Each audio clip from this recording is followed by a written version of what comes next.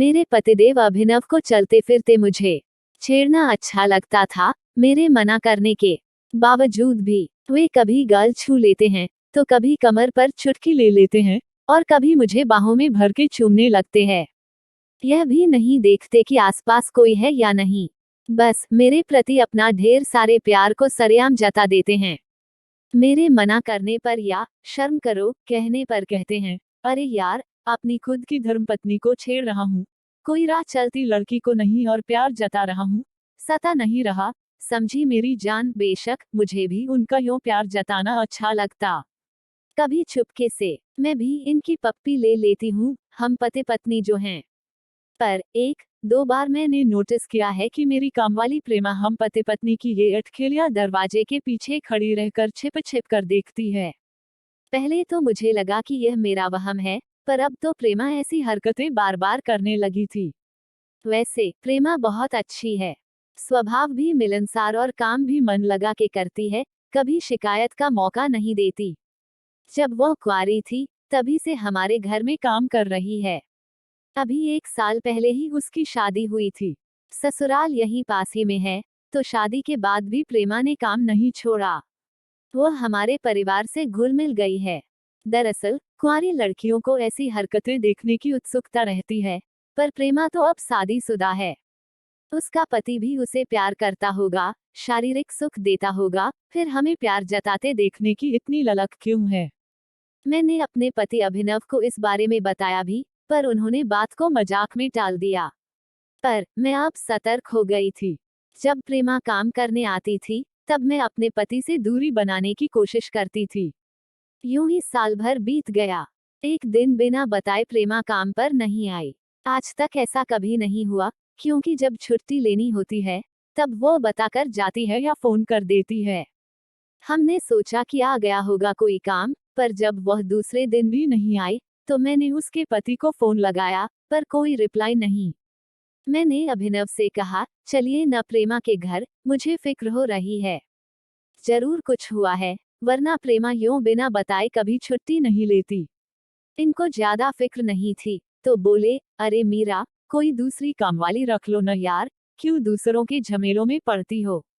मुझे ऑफिस के लिए देर हो रही है, मैं चलता हूँ। पर मेरे मन को चैन नहीं था, तो इनके ऑफिस जाते ही मैं अपनी 4 व्हीलर लेकर निकल गई। एक बार भारी बारिश थी, तो हम प्रेमा को गाड़ी में छोड़ने गए थे। पास वाली बस्ती में ही रहती है, इसलिए घर देखा हुआ था। मैंने 4 व्हीलर गली के नाके पर पार्क की और छोटी सी पगडंडी पर चलते हुए उसके घर पहुंची। देखा तो प्रेमा की सास आंगन में बैठी लहसुन छिल रही थी। मैंने पूछा, आंटी जी, प्रेमा कहाँ है? 2 दिन से काम पर नहीं आई। यह सुनते ही आंटी जी तुनक कर खड़ी हो गईं और दहाड़ते हुए बोली, नाम मत लो उस कुलटा का, हमारी इज्जत पर पानी फेर दिया उस कर्मजली ने। मैंने हकीकत जाननी चाही, पर वे तो प्रेमा को गालियां देती मेरे मुंह पर दरवाजा बंद करके घर के भीतर चली गईं। पड़ोस के घर में खड़ी एक लड़की चुपके से मुझे देख रही थी। मैं उसके पास गई, तो वो भी दरवाजा बंद करने लगी, पर मैंने धक्का देकर दरवाजा खोल दिया और पूछा, अगर तुम्हें पता हो तो सिर्फ इतना बता दो कि प्रेमा कहाँ है। सरकारी अस्पताल में, कहकर वह लड़की दरवाजा बंद करके चली गई। मैंने अपनी गाड़ी अस्पताल की तरफ मोड़ ली और सरकारी अस्पताल आ गई। कितनी देर इधर उधर भटकते हुए मुश्किल से प्रेमा को ढूंढा। देखा तो वहां पुलिस भी थी। मुझे कुछ समझ में नहीं आ रहा था कि प्रेमा ने ऐसा क्या किया होगा। मैं नजदीक गई, तो मुझे देखकर प्रेमा ने शर्म के मारे चेहरा दूसरी तरफ कर लिया। मैं एक कुर्सी पर बैठ गई और प्रेमा से कहा, इधर देखो। प्रेमा नजरें झुकाई बोली, मैडम, आप यहाँ। मैंने कहा, जब तुमने कोई खबर नहीं दी तो मुझे आना ही पड़ा। बताओ भी क्या हुआ है? कहीं गिरविर गई या किसी ने मारा? एक एक बात बताओ। प्रेमा ने कहा, मैडम, सब बताऊंगी, थोड़ी ठीक हो जाऊं, फिर घर आती हूँ। यहाँ कुछ बताना ठीक नहीं। मेरी बात सुनकर आप ही इंसाफ करना कि मैं सही हूँ या गलत।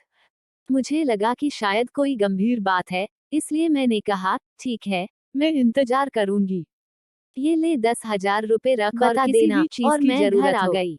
सबसे पहले, जब तक गीता ठीक होकर वापस नहीं आती, तब तक किसी दूसरी कामवाली का इंतजाम करना पड़ेगा। इंटरकॉम पर पूरी सोसाइटी से पूछ लिया। जुगनू नाम की एक कामवाली मिल गई। मैंने अपने पति को प्रेमा के बारे में बताया, पर हमदर्दी के बदले डांट मिली। यार, अब नई कामवाली मिल गई न, छोड़ो कि प्रेमा की लाइफ में क्या हुआ वह जानने की तुम्हें क्या जरूरत है। फिर भी मेरे मन में प्रेमा के प्रति अपनापन था। सालों से वह हमारी जिंदगी का हिस्सा रही है। अगर वो किसी मुसीबत में है तो हमारा फर्ज बनता है उसकी मदद करना। धीरे धीरे 2 महीने बीत गए। एक दिन अचानक प्रेमा का फोन आया। मैडम, आप घर पर हैं क्या? मैंने कहा, हाँ, घर पर ही हूँ। वह बोली, अभी आई। गैस पर चाय चढ़ाकर मैं प्रेमा की कहानी सुनने के लिए खुद को तैयार करने लगी कि दरवाजे की घंटी बजी। प्रेमा ही थी। मैंने पूछा, कैसी हो अब? मैडम, तन के घाव तो ठीक हो गए, मन में जो पीड़ा और जलन है उसका इलाज कैसे करूं? मैंने पानी और चाय पिलाकर प्रेमा को शांत करवाया। मैंने भी चाय पी और कहा, चल अब दोनों शांति से बात करते हैं। बता। प्रेमा ने कहा, मैडम, सबसे पहले आप बताइए कि क्या सिर्फ पेट की भूख ही तन को जलाती है? जवान खून को तन की प्यास भी लगती है कि नहीं? सेक्स के लिए शारीरिक जरूरत जितनी मर्दों को जलाती है उतनी ही औरतों को भी जलाती है कि नहीं? शादी के बाद भी इस जोश का इलाज न हो तो औरत को क्या करना चाहिए? मैडम, मेरी शादी को 2 साल हो गए हैं, पर अभी तक कुंवारी हूँ। मेरा पति मुकेश नामर्द है। आज तक उसने मुझे छुआ तक नहीं। मेरे भीतर का जोश लावा की तरह धधक रहा है। अगर यही सब मर्द के साथ होता तो अपनी जरूरत पूरी करने के लिए वो कहीं भी मुंह मारता कि नहीं। कौन इस तन की आग से बच पाया है? एक लड़की कितने सपने आंखों में भरकर शादी करती है, पति के प्यार को तरसती है, पर मेरे नसीब खोटे कि मुझे एक ऐसा पति मिला जो औरत की जिस्मानी जरूरत पूरी करने में नाकाम है। मैंने कहा, प्रेमा, तू इस बिना पर अपने पति से तलाक ले सकती है और दूसरी शादी कर सकती है। प्रेमा ने कहा, मैडम, हमारे समाज में एक बार लड़की जिस घर में ब्याह दी जाती है वहीं से उसकी अर्थी उठती है। तलाकशुदा लड़की का पूरा समाज बहिष्कार करता है। मैडम, इसी नामर्द के साथ मुझे जिंदगी बितानी होगी, तिल तिल मरना होगा। मेरे जेठ जेठानी का कमरा हमारे कमरे के पास ही है। आधी रात तक उन दोनों के कमरे से आ रही प्यार की मद भरी आवाजें मेरे कानों में ऐसे चुभती हैं जैसे धधकता लावा किसी ने मेरे कानों में उड़ेल दिया हो। जेठ जी के बदन मसलने पर जेठानी के मुंह से निकलती आहें और सिसकियां मेरे भीतर हवस की ज्वाला भड़का देती हैं।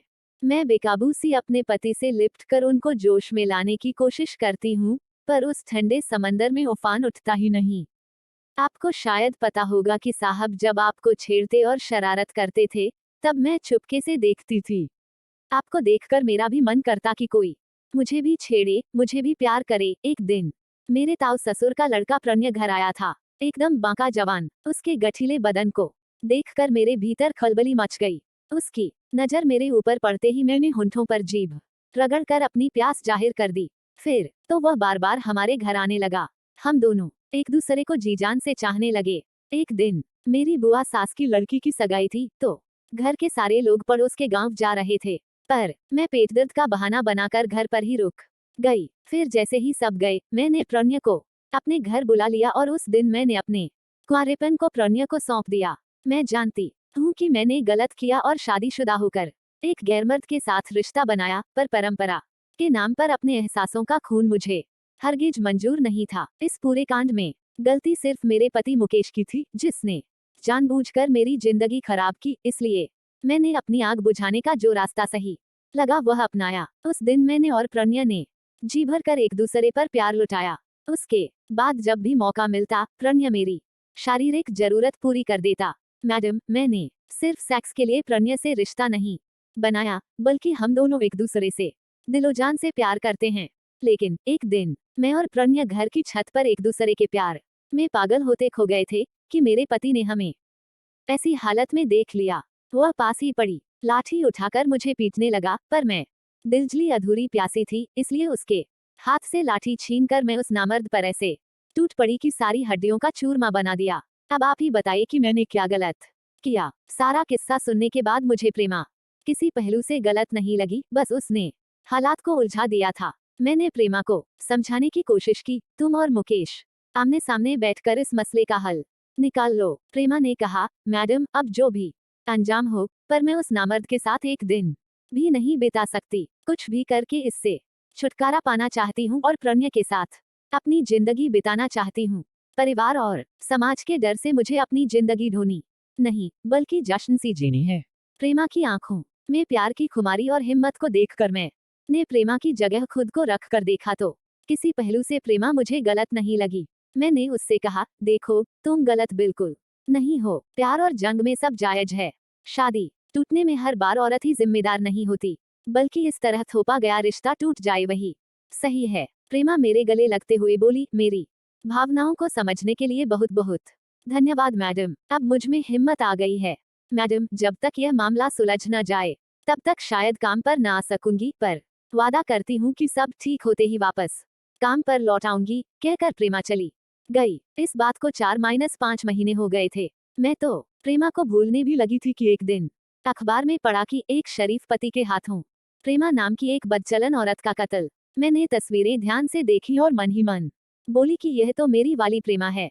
मैं तुरंत उस अखबार के दफ्तर गई और संपादक को सारी सच्चाई बताकर कहा, कल के अखबार में अब वही छपेगा जो अब मैं कहने जा रही हूँ। दूसरे दिन उस अखबार में खबर थी कि कल वाले मर्डर केस में एक सनसनीखेज खुलासा, एक नामर्द पति के हाथों प्रेमा नाम की मासूम और शादी के नाम पर छली गई औरत की हत्या। यह पढ़कर मुझे संतोष मिला। मैं सोचने लगी, पाखंडी समाज में न जाने ऐसी कितनी प्रेमाएं दूसरे की गलती के चलते बलि चढ़ जाती होंगी।